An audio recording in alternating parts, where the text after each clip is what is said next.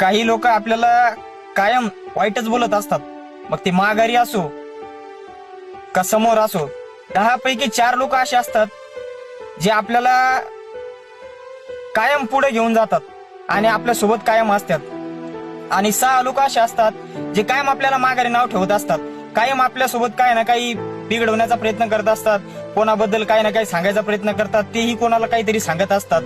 तुम्ही त्या 4 लोकांसाठी जेवढं जगता येईल तेवढं जगण्याचा प्रयत्न करा, कारण उद्या ते 4 लोक तुमच्या अडचणीच्या काळात, तुमच्या पडत्या उतरत्या काळात तुम्हाला साथ देणार आहेत आणि हेच 4 लोक तुम्हाला आयुष्यात पुढे घेऊन जाणार आहेत. त्यामुळं त्या 4 लोकांचा विचार करा. त्या 4 लोकांच्या अडचणीच्या काळात तुम्ही त्यांना मदत करायची कोशिश करा, कारण या जिंदगीमध्ये कोणी कोणाचं नसते.